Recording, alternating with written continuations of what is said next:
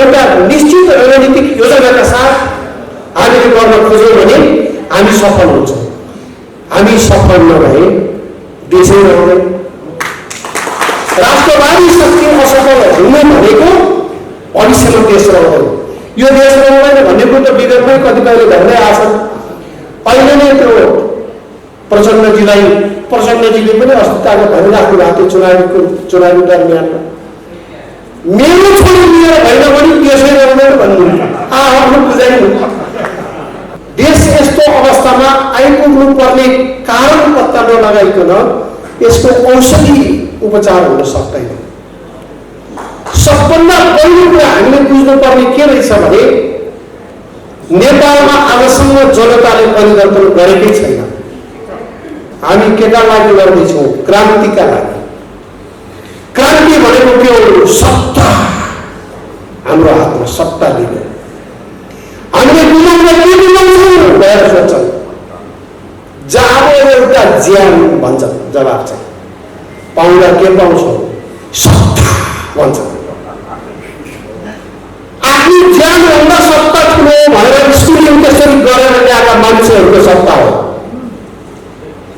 यो सत्तासँग लड्नलाई आक्रोश प्रकट गरेर मात्रै हुँदैन। बुद्धिले गर्नुपर्छ, रणनीतिक योजनाले गर्नुपर्छ। सडकमा ढुङ्गा हानेर नेता भएकाहरूले भनिरहेको थिए अस्तिसम्म। आज म यहाँ बोलिरहेका काठमाडौँको हयात होटलमा को आएर बसेको छ? के मिटिङ चल्दैछ आज अमेरिकी सेनाको? तपाईँहरूले बुझ्न सक्नुहुन्छ।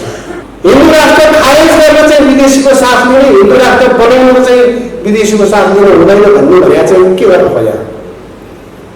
देशलाई विभाजन गर्न चाहिँ विदेशीको साथ लिने, मित्र राष्ट्रको साथ लिने, देशको एकताको पक्षमा हामीलाई सहयोग गरिदिनुहोस् भन्न चाहिँ मिल्ने मिल्ने।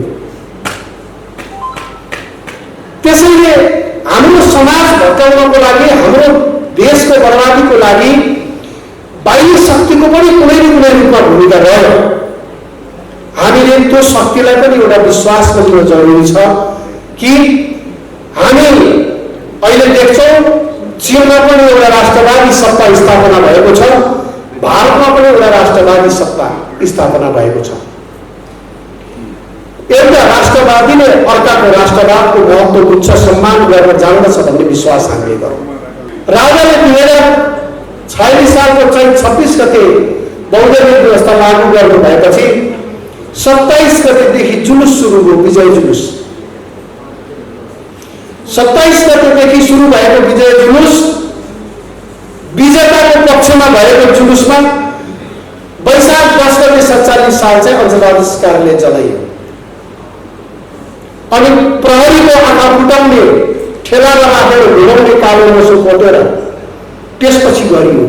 परिवर्तन भइसकेपछि विजय जुलुस निस्केको, त्यही जुलुस चाहिँ जनताले यसरी सडकमा निस्केर क्रान्ति गरे भनेर फोटो हालेछ अहिलेसम्म काङ्ग्रेस कम्युनिस्टले। त्यो जनता निस्केर परिवर्तन भएको के अलिअलि कार्यकर्ताहरू निस्केका थिए, 2-4 ढुङ्गाहरू हालेका थिए यताउता। हामी पनि त्यही बेला थियौँ, ढुङ्गै नहाले पनि ढुङ्गाहरू सँगै थियौँ। तर त्यो परिवर्तन पनि जनता सडकमा निस्केर जनताले आफैले गरेको परिवर्तन होइन, जुन बेला जनता आफैले परिवर्तन गर्छ चाँडो चाँडो व्यवस्था परिवर्तन हुँदैन। त्यसपछि वास्तवमा यो संविधानको अन्तर्वस्तु देश विरुद्ध छ। त्यसलाई हामी चाहिँ के भन्छौँ भने देश विरोधी प्रावधानहरूलाई सच्याए पनि हुन्छ।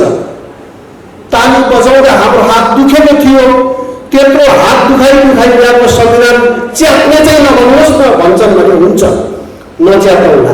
तर प्रस्तावनादेखि 23 ठाउँमा संशोधन हुनुपर्छ। यस्तो प्रस्तावनाले, संविधानको प्रस्तावनाले कुनै पार्टीको कुन चाहिँ नेतालाई प्रधानमन्त्री बनाउन लड्नेहरूलाई चिन्दछ, तर यो देश बनाउन लड्नेहरूलाई चिन्दैन, देशको निर्माताहरूलाई चिन्दैन। यो संविधानको प्रस्तावनाले, यो संविधानको प्रस्तावनामा फलानु पार्टीको लागि लड्दा घाइते भएका, अपाङ्ग भएका, कुनुके भएका, पातलो सर रसो हलेजले चाहिँ शहीद भएका त्यस्ता खालका मानिसहरूलाई मात्रै सम्झिने देशको निर्माण गर्ने, देशको स्थापना गर्ने वीरहरूलाई बिर्सने मेट्ने संविधानको प्रस्तावना छ। म यो देशको पक्षमा छैन भनेर संविधान आफैले भनिरहेछ। म यो देशमा शान्ति चाहन्न, स्थिरता चाहन्न र यो देशको समृद्धि चाहन्न भनेर संविधानका अन्तर्वस्तुहरू आफैले भनिराखेका छ। यसरी राष्ट्र विरुद्धको संविधान जारी भइसकेपछि यसलाई महान उपलब्धिको रूपमा यसको चर्चा गर्ने गरेको छ, यसको प्रचार गर्ने गरेको छ। वास्तवमा तपाईहरुमध्ये धेरैले हेरिसक्नु भएको छ। यो संविधान यही जस्ताको तस्तै हामीले राखी छोड्यौं भने कि देश रहँदैन, देश रह्यो भने संविधान रहँदैन। यो दुवै एकसाथ जाने प्रकारको छैन। मैले कुनै पूर्वाग्रह राखेको होइन। दुई थरी एक भएर एउटै विचार, एउटै मन वचन कर्म हिँडेका छन्। यो भन्दा लज्जास्पद कुरा केही पनि हुँदैन। कांग्रेस पार्टीका 5000, कांग्रेसका मात्रै 5000 बढी स्थानीय नेताहरू मारिएका छन्। कांग्रेसका नेताहरू निर्लज्ज सहित प्रचण्डलाई भोट हाल, माओवादीलाई भोट हाल त्यसो भन्दा पनि म कांग्रेस पार्टीको सदस्य हुँ भन्ने मान्छे चाहिँ हस् हजुर भन्दै भोट हालिरहेछ। नेपालमा मान्छे बढ्छ कि दास मात्रै बढ्छ? प्रश्न चाहिँ बडा गम्भीर भयो। यो परिवर्तन नहुनुमा हामी मात्रै जिम्मेवार छैनौँ, हाम्रा कार्यशैली मात्रै जिम्मेवार होइन। नेपाली जनताको मानसिकता पनि परिवर्तन हुनु जरुरी थियो। त्यो परिवर्तन नभएर या हामीले गर्न नसकेर पनि परिवर्तन, वास्तविक राष्ट्रको पक्षको परिवर्तन गराउन नसकेका। संघर्ष भनेको छोरीको बिहे जस्तै हो। छोरीको बिहे गर्ने बेलामा त्यो घरको पिता माताले कति वर्षदेखि केटो हेरिराखेका हुन्छ, कति वर्षदेखि पैसाको व्यवस्था गरिराखेका हुन्छ, कति वर्षदेखि कसरी आयोजना गर्ने भएर कति तयारी गरिराखेका हुन्छ। देखिँदैको एक दिन एउटा केटो आयो अनि कन्यादान भयो, सिन्दुर हाल्यो, घर लिएर गयो। देख्नेले चाहिँ त्यो देख्ने, तर त्यो बाबुआमाको पीडाको तयारी त देख्दैन नि। उहाँले गएको वर्षको गृहकार्य त देखेर हुँदैन नि मान्छे छिमेकी हो। संघर्ष पनि त्यस्तै हो। अहिले भइरहेको संघर्ष चाहिँ छोरी लिएर बगाइमा चाहिँ त्यो केटा बोकेर बाहिर निस्क्यो। अनि के हो, छोरी त बोकेर आइयो त अब छोरीको बिहा गर्यो भने केटाले के हो त, केटा अब पाइएन नि यसो बाटोतिर हेर्नु पर्ला। छोरी लिएर घरबाट निस्किने अनि केटाले त्यसपछि गर्ने त्यो होइन। यस्तो प्रकारको बिना तयारीको संघर्ष गर्नु हुँदैन। समाजको आवाज.com हामीले 2063 को परिवर्तन पछि जुन अवस्थाको सामना गरिराखेका छौँ र त्यसको प्रतिरोध गर्ने, प्रतिवाद गर्ने जुन प्रयास हामीबाट भइराखेका छ, किन अलमल लिएको छ, किन अलपत्र पर्न खोज्दैछ, किन यस्तै दिशा पाएन, किन यस्तै बाटो पाएन, राष्ट्रियताको पक्षको मुद्दाले किन राष्ट्रव्यापी चासो पाएन भन्ने विषयमा अलिकता मैले केही कुराहरू राख्न चाहे। 16 वर्ष भयो नेपालमा कांग्रेस, कम्युनिस्ट लगायतका दलहरूले दाबी गरेको सबैभन्दा उन्नत राजनीतिक प्रणालीको स्थापना भएको भनिएको आज 16 वर्ष भयो। वास्तवमा 2063 को परिवर्तन हाम्रो विचारमा त्यो राष्ट्रियता विरुद्धको परिवर्तन थियो। जसरी संविधानको निर्माण भएको छ 2072 सालमा, जे जस्ता अन्तर्विरोधहरू, जस्ता अन्तर्वस्तुहरू त्यसमा सामेल गरिएका छन्, संविधानको अन्तर्वस्तु आफैलाई राम्रोसँग हामीले पढ्यौँ भने म यो देशको पक्षमा छैन भनेर संविधान आफैले भनिरहेछ। म यो देशमा शान्ति चाहन्न, स्थिरता चाहन्न र यो देशको समृद्धि चाहन्न भनेर संविधानका अन्तर्वस्तुहरू आफैले भनिराखेका छ। यसरी राष्ट्र विरुद्धको संविधान जारी भइसकेपछि यसलाई महान उपलब्धिको रूपमा यसको चर्चा गर्ने गरेको छ, यसको प्रचार गर्ने गरेको छ। वास्तवमा तपाईहरुमध्ये धेरैले हेरिसक्नु भएको छ।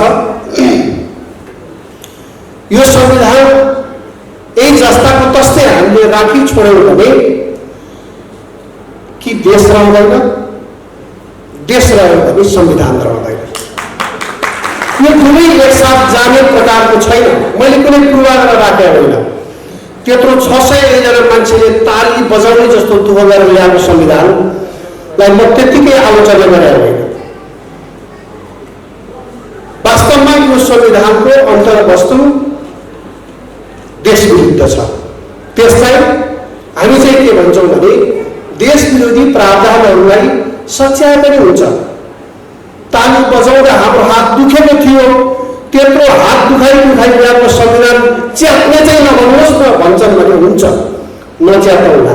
तर प्रस्तावनादेखि 23 ठाउँमा संशोधन हुनुपर्छ। यसको प्रस्तावनाले, संविधानको प्रस्तावनाले कुनै पार्टीको कुन चाहिँ नेतालाई प्रधानमन्त्री बनाउन लड्नेहरूलाई चिन्दछ, तर यो देश बनाउन लड्नेहरूलाई चिन्दैन, देशको निर्माताहरूलाई चिन्दैन। यो संविधानको प्रस्तावनाले, यो संविधानको प्रस्तावनामा फलानु पार्टीको लागि लड्दा घाइते भएका, अपाङ्ग भएका, गुरुके भएका, पातलो सर रसो हलले चाहिँ शहीद भएका त्यस्ता खालका मानिसहरूलाई मात्रै सम्झिने, देशको निर्माण गर्ने, देशको स्थापना गर्ने वीरहरूलाई बिर्सने मेट्ने संविधानको प्रस्तावना छ। त्यहाँबाट यसको परिवर्तन हुनुपर्छ। हामी सम्झौतै गर्दैनौँ भन्ने कुरा होइन, सम्झौता गरौँ न उहाँहरूसँग। हामी उहाँहरू जस्तो निषेधको राजनीति गर्ने पक्षमा पनि छैन। हामी सबैलाई समेटेरै जानुपर्छ भन्छौँ। संविधानमा जे जस्ता अन्तर्वस्तुहरू राष्ट्रियता विरुद्ध छ, राष्ट्रिय एकताको विरुद्ध छ, राष्ट्रिय समृद्धिका विरुद्ध छ, सामाजिक सद्भावका विरुद्ध छ, त्यो सबै प्रोभिजनहरू परिवर्तन गरेर यसैलाई जाउँ भनेदेखि जान नसकिने भन्ने हुँदैन। त्यति रिजिड हामीले हुनु पनि पर्दैन। तर मलाई के लाग्छ भने अहिलेका सत्ता पक्ष, त्यसमा करिब 6वटा जति दलहरू छन् जसले यो संविधानको निर्माणमा सहभागिता जनाए। किन पनि राप्रपा चाहिँ अहिले मन्त्री छैन क्यारे, राप्रपा पनि लागेर बनाएको संविधान हो यो। त्यसैले हाम्रो यसमा पनि विमति छ। पार्टीको महामन्त्रीसँग सल्लाह नगरिकन पार्टीको अध्यक्षले मात्रै गएर संविधान बनाइदियो, सत्तामा सहभागी भयो, विश्वको उत्कृष्ट संविधान घोषणा गर्ने भन्ने कुरा हामीले मान्दैनौँ। समग्र सबैले जिम्मा लिनुपर्छ त्यो पार्टीले। त्यस कारणले अहिले भ्रम छर्नु हुँदैन। यस्तो प्रकारको भ्रमले राष्ट्रवादी आन्दोलनलाई गलत ठाउँमा पुर्याउँछ या अवमल्याउन खोज्छ।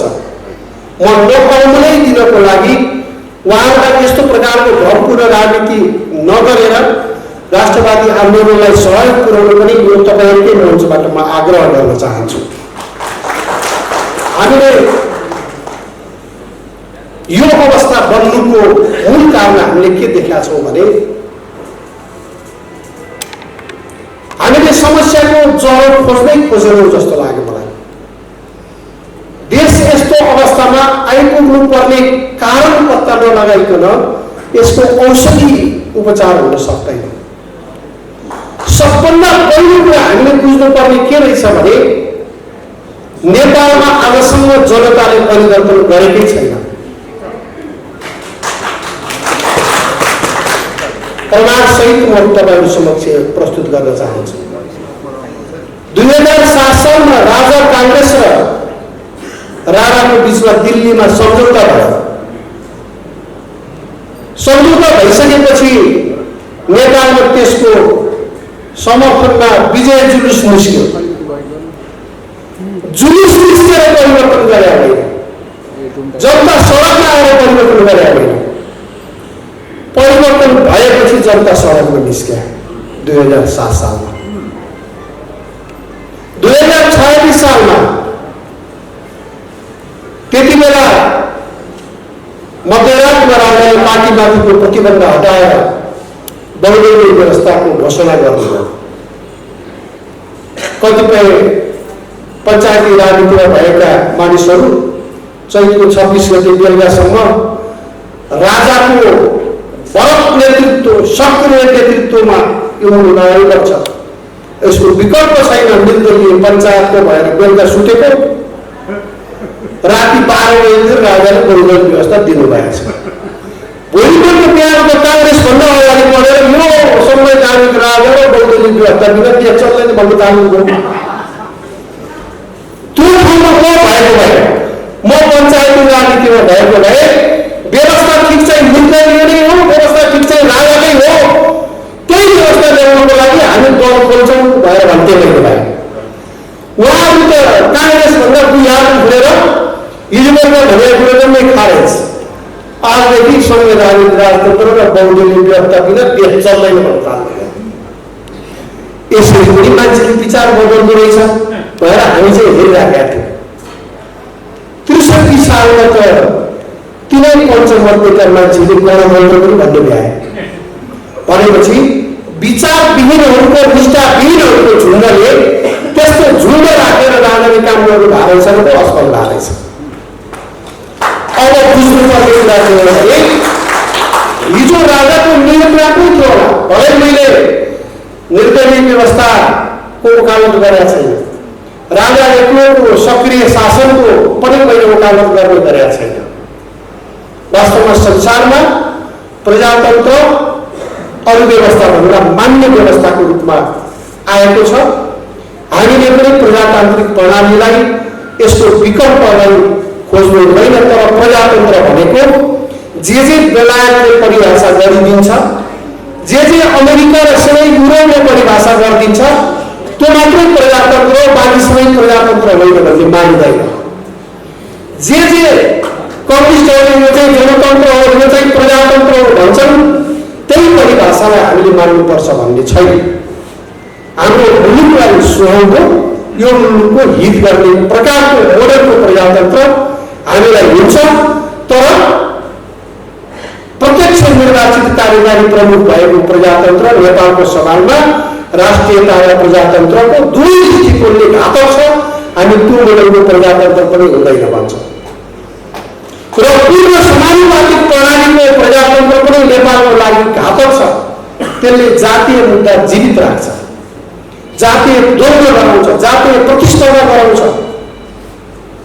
र अहिले अलिकति समानुपातिक प्रणाली हुँदा त नेताले आफ्नो श्रीमती, छोराछोरी, प्रेमिका, प्रेमिकाको बहिनी, प्रेमिकाको दिदी, कोही पाएन भनेदेखि मिच्छोरो भेट्यो भने दान दिनेवाला, यो चाहिँ समानुपातिक प्रणालीभित्र नेताहरूले मान्छे छान्ने आधार बनाएको थियो। अहिले अलिकता समानुपातिक व्यवस्था हुँदा भोलिकामा पूर्ण समानुपातिक भयो भने त्यो चाहिँ प्रजातन्त्रको अलिअलि अवशेष छ भने पनि त्यो नेतातन्त्रमा रूपान्तरित हुन्छ। सांसदहरूले जनताको लागि होइन, नेताको लागि काम गर्नुपर्ने हुन्छ। किनभने नेताले चाहेको बेलामा फिर्ता बोलाइदिन्छ। नेतालाई रिजाउन सकेन भनेदेखि त्यो प्रणालीमा त्यो सांसदले के पनि गर्न सक्दैन। देशको लागि गर्ने त छोड्नुहोस्, उसैको पार्टीको लागि गर्ने पनि छोड्नुहोस्, गुटको लागि र एउटा नेताको लागि रिजाएर बस्नुपर्ने प्रणाली हुन्छ। त्यसैले पूर्ण समानुपातिक प्रणाली पनि यो गलत प्रणाली हो नेपालको सन्दर्भमा। नेपालमा त जातीय भावना मेटेर लैजाने हो, हामी सबैलाई नेपाली बनाउने हो, नेपालमा उभिएर सोच्ने हो, नेपाली भएर सोच्ने हो, त्यो अवस्थामा पुर्याउने हो। जातीय भावनालाई जीवित राखेर, जातीय अवधारणालाई जीवित राखेर न अमेरिका बन्या हो, न युरोप बन्या हो, न बेलायत बनेको हो, न जापान कोरिया बनेको हो। जातीय मुद्दा उठाएर कुनै पनि देश बनेको छैन। त्यसैले हामीले के बुझ्नुपर्छ भने आफ्नोहरूको देशमा चाहिँ फलानु भाषा बाहेक बोल्नु नपाउने, आफ्नोहरूको देशमा चाहिँ कुनै प्रकारको आरक्षण प्रणाली राख्नु नपर्ने, समृद्ध हुनलाई हामीले हेरौँ न उनीहरूको हिस्ट्री। अनि हामीलाई चाहिँ केवल यो राज्य कमजोर हुन्छ भन्ने उद्देश्य राखेर यो कमजोर बनाइएको छ। अब मैले यस विषयमा लामो भन्न चाहियो। हामीले बुझ्नुपर्ने कुरा के रहेछ भने नेपाल चाहिँ 2007 सालको परिवर्तनसँगै हामीले नेपाललाई संयुक्त राष्ट्रसङ्घको सदस्य बनाउनको लागि निवेदन दियौँ। त्यो निवेदन लिएको 7 वर्षपछि मात्रै नेपालले सदस्यता पायो। त्यति बेला रसियाले भिटो लगाएर नेपाललाई युएनको मेम्बरसिप दिनबाट वञ्चित गरायो। हाम्रो निवेदन समेत खारेज भयो।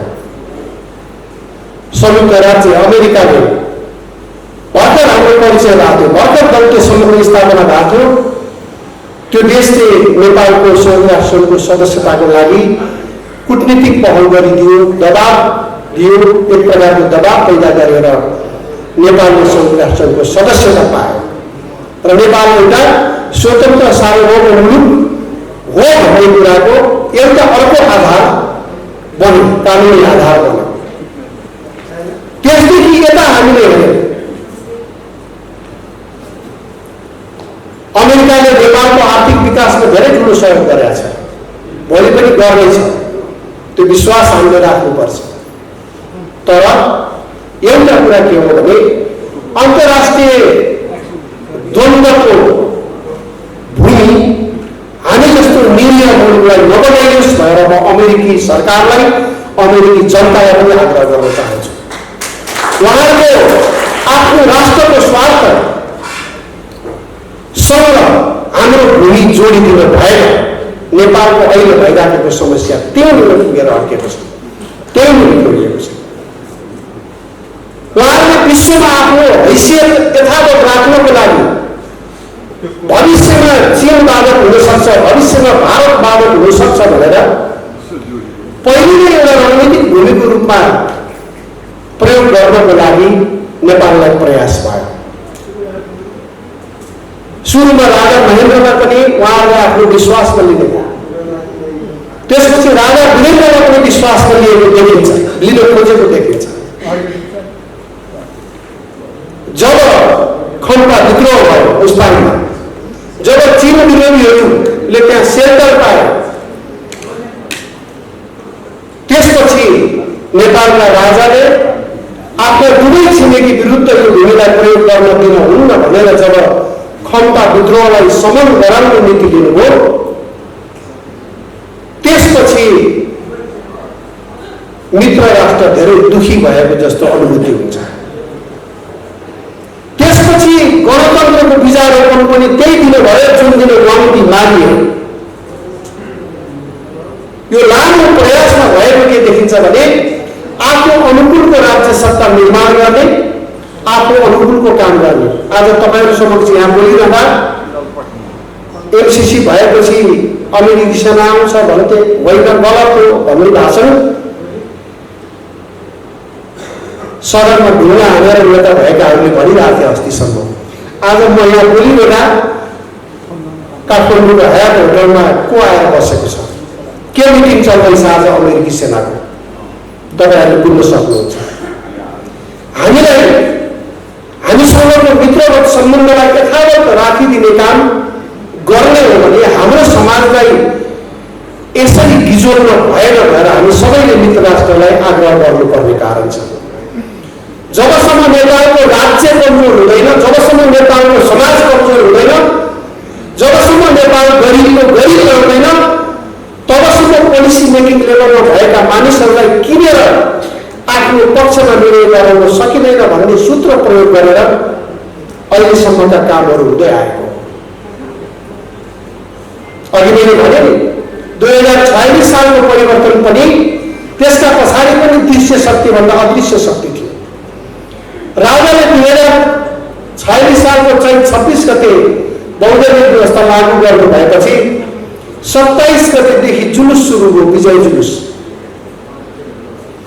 27 गतेदेखि सुरु भएको विजय जुलुस विजेताको पक्षमा भएको जुलुसमा वैशाख 10 गते 47 साल चाहिँ अञ्चलाधिकारले जलाइयो।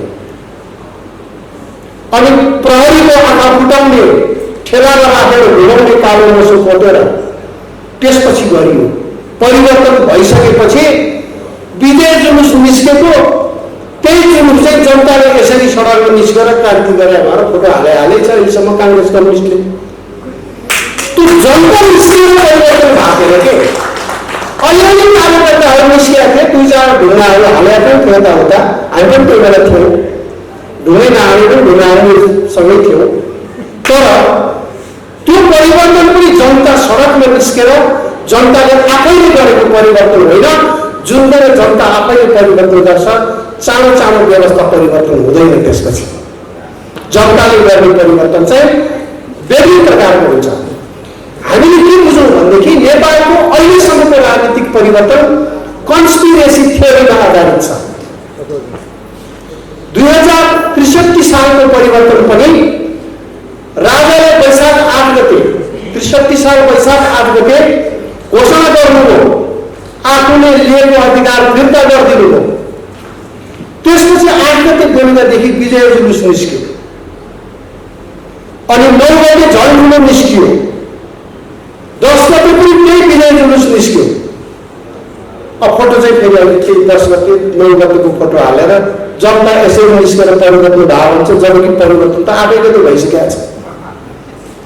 राजालाई अर्को प्रकारको घोषणा गर्दै 11 गते लगाइयो।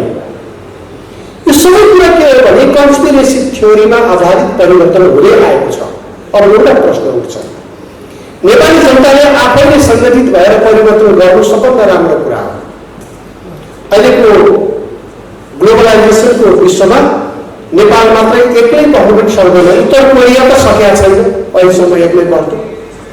हामीले गिभ एन्ड टेकमा जानुपर्ने हुनसक्छ। हामीले गिभ एन्ड टेक भनेको हाम्रा दुवैतर्फका छिमेकीहरूको संवेदनशीलतालाई हामीले बुझिदिने हो। अरू केही गिभ एन्ड टेक गर्नु जरुरी छैन। राष्ट्रसँग, राज्यसँग, देशसँग केही पनि साट्न सक्दैन नेपालीले। तर हामीले चाहिँ यो दुवै देशहरूलाई देश भत्काउनको लागि प्रयोग भएको छ भने देश बनाउन चाहिँ हामीलाई साथ दिनुहोस् भन्न मिल्ने कि नमिल्ने? हिन्दू राष्ट्र खारेज गर्न चाहिँ विदेशीको साथ लिने, हिन्दू राष्ट्र बनाउन चाहिँ विदेशीको साथ लिनु हुँदैन भन्ने भने चाहिँ के गर्नु पर्यो? देशलाई विभाजन गर्न चाहिँ विदेशीको साथ दिने, मित्र राष्ट्रको साथ दिने, देशको एकताको पक्षमा हामीलाई सहयोग गरिदिनुहोस् भन्न चाहिँ मिल्ने कि नमिल्ने? त्यसैले हाम्रो समाज भत्काउनको लागि, हाम्रो देशको बर्बादीको लागि बाह्य शक्तिको पनि कुनै न कुनै रूपमा भूमिका रह्यो। हामीले त्यो शक्तिलाई पनि एउटा विश्वासमा लिनु जरुरी छ कि हामी अहिले देख्छौँ चीनमा पनि एउटा राष्ट्रवादी सत्ता स्थापना भएको छ, भारतमा पनि एउटा राष्ट्रवादी सत्ता स्थापना भएको छ। एउटा राष्ट्रवादीले अर्काको राष्ट्रवादको महत्त्व बुझ्छ, सम्मान गर्न जान्दछ भन्ने विश्वास हामीले गरौँ। त्यसैले त्यो प्रकारको पहल म त आग्रह गर्छु केशरबहादुर विष्टजी ऊ बेला जमानामा सरकार समेत चलाइसक्नु भएको मान्छे, तपाईँको जस्ताले यस्तो पहल गर्नुपर्छ, हिचकिचाउनु हुँदैन। नेपाल राष्ट्रियता, नेपाली राष्ट्रियता, नेपाल राष्ट्रको एकताको पक्षमा मित्र राष्ट्रहरूलाई समेत विश्वासमा लिन जरुरी छ। त्यसको लागि पहल गरौँ। यदि हामीले सबैको विश्वास लिएर काम गर्न खोज्यौँ भने हाम्रो गन्तव्य नजिक छ। होइन भने युट्युबमा उफ्रीताफ्री गर्ने, माइतीगढको बेरोजगार केन्द्रमा उफ्रीताफ्री गरेर मात्रै देशको परिवर्तन हुँदैन। त्यसको कारण छ। त्यसको कारण के हो भने अहिले नेपालमा कसको सत्ता छ? कसको सत्ता छ भने ती पार्टीहरूमा अहिले त्यस बेलादेखि पार्टीको सदस्यता लिएका दिन पहिलो कुरा सिकाइन्छ, हामी केका लागि गर्दैछौँ? क्रान्तिका लागि। क्रान्ति भनेको के हो? सत्ता। हाम्रो हातमा सत्ता लिने। हामीले गुमाउन के गुमाउँछौँ भनेर सोच्छौँ। जहाँ एउटा ज्यान भन्छ, जवाब चाहिँ पाउँदा के पाउँछौँ? सत्ता भन्छ। आफ्नो ज्यानभन्दा सत्ता ठुलो भनेर स्कुलिङ त्यसरी गरेर ल्याएका मान्छेहरूको सत्ता हो। यो सत्तासँग लड्नलाई आक्रोश प्रकट गर्न मात्रै हुँदैन, बुद्धिले गर्नुपर्छ, रणनीतिक प्रेरणाले गर्नुपर्छ। सिधा मुखमा हाम्रो शरीरहरूदेखि खुट्टा छेडाएर ढलाइदिनुपर्छ। तर त्यो खालको रणनीतिक योजना नभएको हुनाले राष्ट्रवादी आन्दोलन पछाडि परेका हुन्। हामीले धेरै गहिरोसँग हेऱ्यौँ। उहाँहरूलाई गाली गर्नु पर्दैन, अब सबैले बुझिसक्यो। काङ्ग्रेसले कम्युनिस्ट चोर भनिरहेछ, काङ्ग्रेसले एमाले चोर भनिरहेछ, एमाले माओवादी चोर भनिरहेछ, माओवादीले मधेस केन्द्रित समूह चोर भनिरहेछ, मधेस केन्द्रित समूहले फेरि काङ्ग्रेस चोर भनिरहेछ। हामी केही दुःख गर्नु पर्दैन, तपाईँ जौडीको कुरा सही हो हामी भन्दै हुन्छ।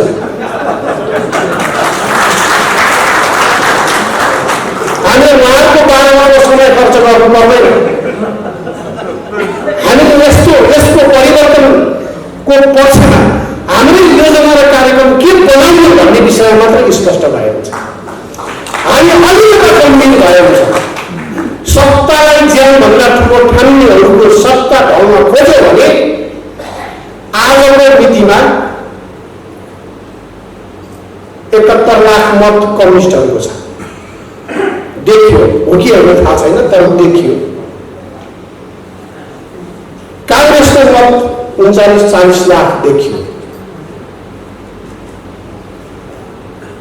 अनि मधेस केन्द्रित समूहहरूको मत पनि 5-6 लाख कति मत देखियो। त्यो मतवालाहरूसँग हामीले लड्ने कुरा सजिलो छ। पञ्चायतमा पो राजाको सङ्गठन थिएन त, पञ्चहरूको बलियो नेटवर्क छ, बचाउला जस्तो लाग्थ्यो। किनकि कति बेला चाहिँ पञ्चायत विरुद्धै थियो। बचाउला पञ्चहरूले भन्दा कति बेला भाइ थाहै भएन। त्यो बेला छक्क परेको पनि। त्यसैले हामी त्यति बेला हामीहरू चाहिँ गजब राम्रो काम गर्यो, देश बन्छ भनेर लाग्यो है। त्यो बेला लाग्नुको कारण पनि देश बन्छ, पञ्चको शक्तिले मात्रै पुगेन भनेरै लाग्यो।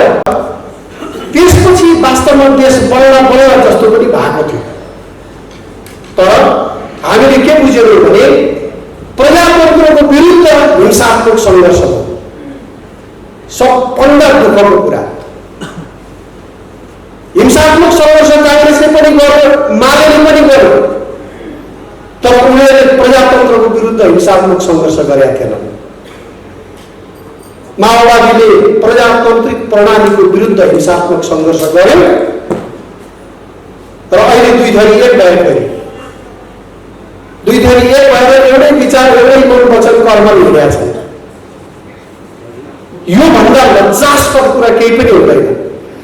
काङ्ग्रेस पार्टीका 5000, काङ्ग्रेसका मात्रै 5000 बढी स्थानीय नेताहरू मारिएका छन्। काङ्ग्रेसका नेताहरू निर्लज्जसँग प्रचण्डलाई घोटालो, माओवादीलाई घोटालो भनेको। त्यसो भन्दा पनि म काङ्ग्रेस पार्टीको सदस्य हुँ भन्ने मान्छे चाहिँ हस् हजुर भन्दै भोट हालिरहेछ।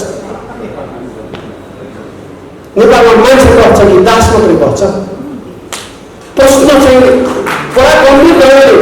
यो परिवर्तन नहुनुमा हामी मात्रै जिम्मेवार छैनौँ, हाम्रा कार्यशैली मात्रै जिम्मेवार होइन, नेपाली जनताको मानसिकता पनि परिवर्तन हुनु जरुरी थियो। त्यो परिवर्तन नभएर या हामीले गर्न नसकेर पनि परिवर्तन, वास्तविक राष्ट्रको पक्षको परिवर्तन गराउन नसक्या। म भन्दै थिएँ नेपालमा यति बेला प्रजातन्त्र छैन। अहिले भएको चाहिँ व्यवस्थालाई हामीले फाँसीवादी तन्त्र भएर बुझ्नुपर्छ। फाँसीवादी तन्त्र यो कुनै रिसाएर भने होइन, लान्छना लगाएको होइन। यो सामान्य कुरा हो कि इटलीमा मुसोलिनीले एउटा नयाँ अभ्यास गर्नुभयो समाजवादका नाममा। गजबले पार्टीले चुनाव जित्यो, जितिसकेपछि उहाँ चाहिँ सत्ताको सर्वेसर्वा हुनुभयो। अनि उहाँले एउटा फर्मुला प्रयोग गर्नुभयो। पार्टीको सदस्यताको विस्तार गरेर गाउँ-गाउँसम्म पार्टी सदस्यता विस्तार गर्दै लगेर समाजलाई चाहिँ पार्टी कार्यकर्ताको नियन्त्रणमा, काबुमा राख्नु। राज्य संयन्त्र चाहिँ आफ्नो काबुमा, प्रहरी, सेना, अदालत सबै चिज चाहिँ आफ्नो काबुमा, विधिवत ढङ्गले चुनाव लडेर गएर अनि समाज चाहिँ नै आफ्नै पार्टीका रथैतहरूको कन्ट्रोलमा। समाज र राज्य संयन्त्र दुवैलाई कन्ट्रोलमा राखेर गर्ने व्यवस्थालाई उहाँको पार्टीको नाम फासिस्ट पार्टी थियो। त्यही फासिस्ट पार्टीको शैली जहाँ प्रयोग हुन्छ त्यसलाई हामीले फाँसीवादी पार्टी, फाँसीवादी तन्त्र भन्नुपर्छ। र नेपालमा पनि अहिले भएका दलहरूले गरिराखेको अभ्यास के हो भने पार्टीका कार्यकर्ताहरूको सङ्ख्या व्यापक रूपमा बढाउँदै गइजाने। अस्ति घोषणा गर्दै थिए 10 लाख पुर्यायो भनेर, हामीले पनि पुर्याउन लाग्यो घर अर्को दलले नि भन्दै थियो, अरूले पनि त्यसैको फलोअप गर्दैछ। पार्टीका कार्यकर्ताहरूको नियन्त्रणमा समाज राख्ने, राज्य संयन्त्र चाहिँ वैधानिक प्रक्रिया पूरा गरेर राज्य संयन्त्रको मालिक पनि आफै बस्ने, यस्तो प्रणालीलाई प्रजातन्त्र, गणतन्त्र, के तन्त्र, लोकतन्त्र के पनि भन्दैन। यसलाई केवल फाँसीवादी तन्त्र भएर बुझौँ। र यो मैले किन जोड्नु पर्यो भने यस प्रकारको तन्त्रलाई ढाउन चाहिँ सानोतिनो प्रयास र बुद्धिले हुँदैन। हामीलाई आजसम्म प्रतिक्रियावादीहरूले शक्ति नै गरेका छैन, नाम शक्ति राखेर के गरेका छैन। आजसम्म हामी चुनौती हौँ भन्ने उनीहरूले ठानेकै छैन। त्यस कारणले हाम्रा गतिविधिहरू गरिदिएको छ। साँच्चै उनीहरूको सत्तासँग पर्ने भयो भने अहिले माओवादी र काङ्ग्रेस हामीले पहिला हेर्दा विपरीत जस्तो लाग्ने हो, जसरी एक ठाउँमा आएको छ नि, भोलि त एमाले पार्टी पनि त्यही ठाउँमा पुग्छ। जम्मै एक हुन्छ पोलिटिकल्ली, सबै एक हुन्छन्। उनीहरू यो व्यवस्थामा मैले यसबाट हामी चाहिँ भयभीत हुनुपर्ने, डराउनु पर्ने, शक्तिको बन्द रहेछ भन्ने होइन कि भोलि हुने परिस्थितिको अनुमान आजै गरेर रणनीतिक योजना बनाउनु पर्दैन। हामी त्यही ठाउँमा चाहिँ चुकिरहेछौँ। त्यसैले म त यो बारम्बार आग्रह गर्छु, यो सङ्घर्ष अस्ति त एउटा पार्टीले फागुन 21 कि 17 गतिदेखि निर्णायक सङ्घर्ष, तेस्रो पटक निर्णायक सङ्घर्ष घोषणा गरिरहेको। निर्णायक सङ्घर्ष बिना योजना छैन, कार्यक्रम छैन, रणनीति छैन, केही छैन। निर्णायक सङ्घर्ष भन्ने शब्दको बदनाम गरिसके प्रचण्ड बाबुरामहरूले। सङ्घर्ष भनिराख्नु पर्दैन। जति बेला गर्ने त्यो त एकपटक गर्ने हो, पहिला मिलाएरै छोड्ने हो। तयारी चाहिँ अलिकति लामो गरौँ। मैले बारम्बार उहाँहरूसँग छलफल पनि भनिराखेको छु, सङ्घर्ष गर्ने भनेको सधैँभरि रमाइलोको लागि काम पाएर केही न केही गरिराख्नु भएर पनि गर्नु हुँदैन भन्छु। म के भन्छु भने जहिले पनि उदाहरण दिने गरेको छु, सङ्घर्ष भनेको छोरीको बिहे जस्तै हो। छोरीको बिहे गर्ने बेलामा त्यो घरको पिता माताले कति वर्षदेखि केटो हेरिराखेका हुन्छ, कति वर्षदेखि पैसाको व्यवस्था गरिराखेका हुन्छ, कति वर्षदेखि कसैले आयोजना गर्ने भएर कति तयारी गरिराखेका हुन्छ।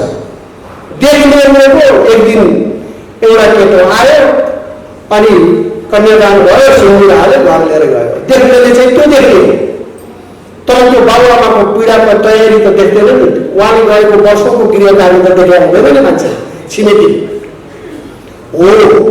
सङ्घर्ष पनि त्यस्तै हो। अहिले भइरहेको सङ्घर्ष चाहिँ छोरी लिएर बगाएर चाहिँ त्यो केटा बोकेर बाहिर निस्क्यो।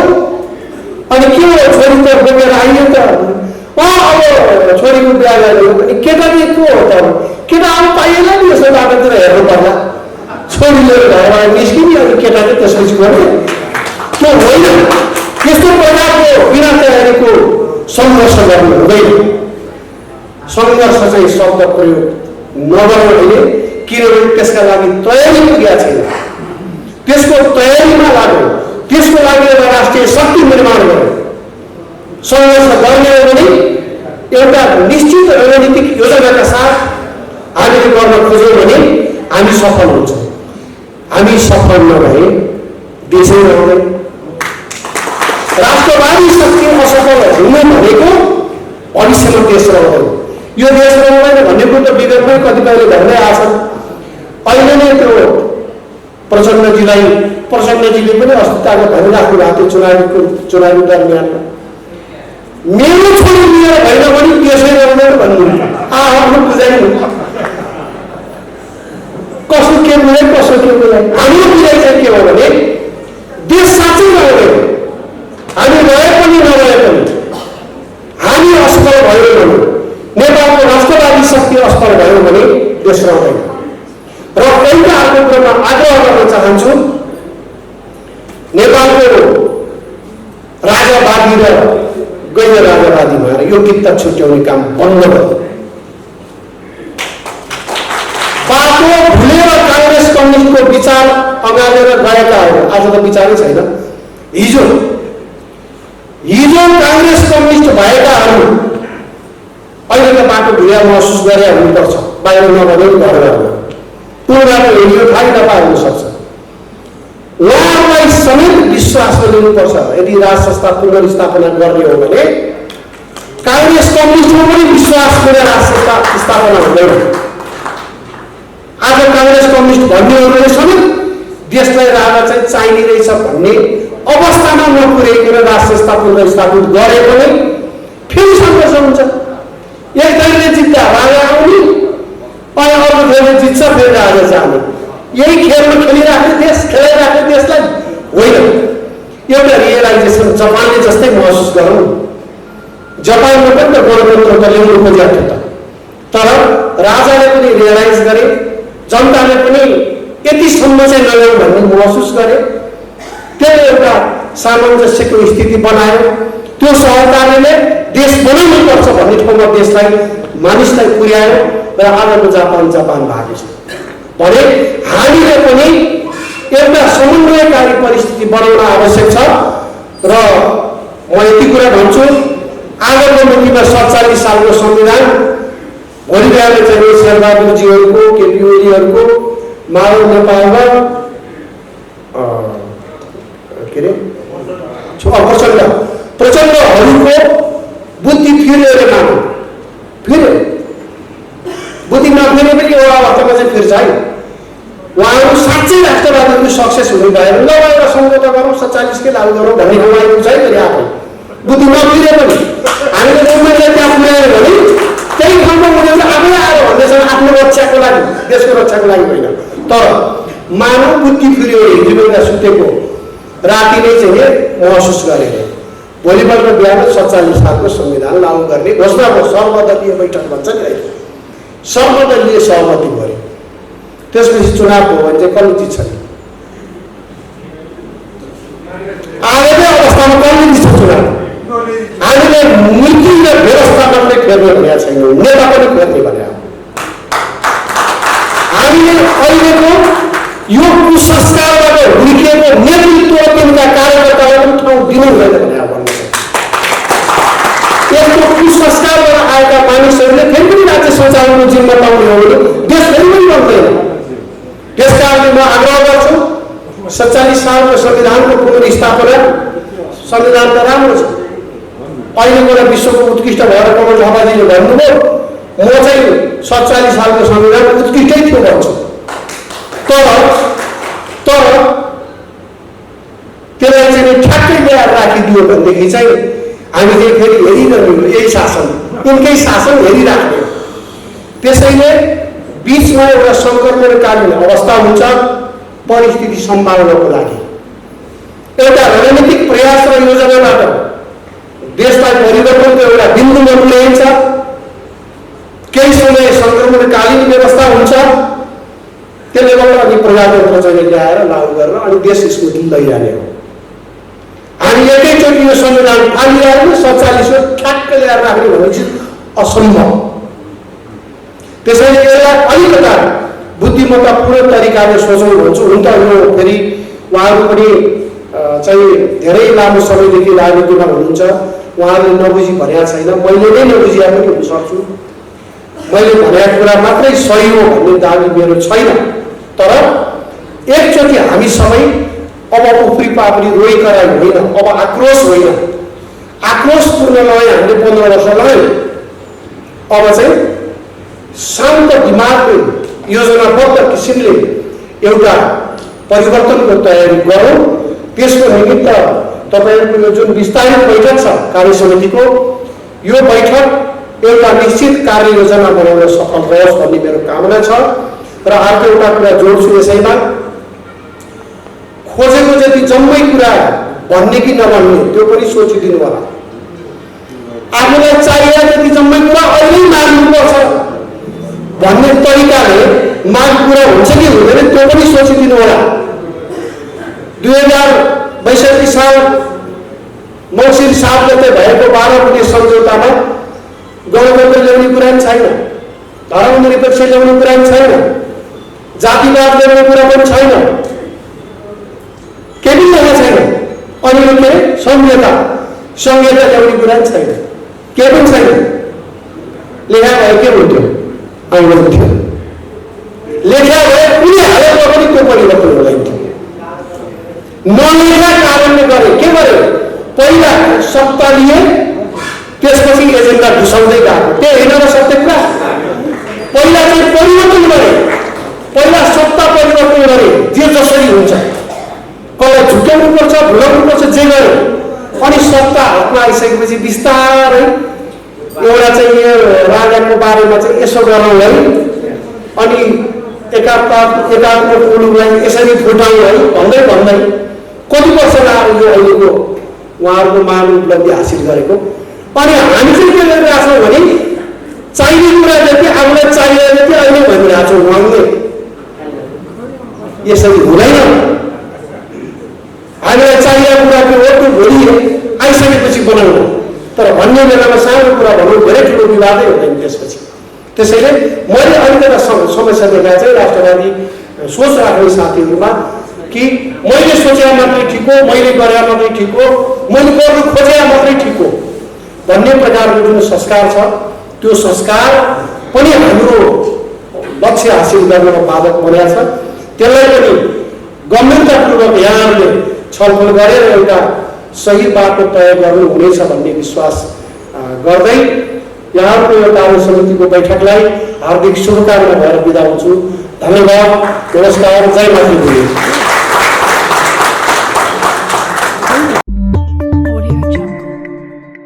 समाजको आवाज.com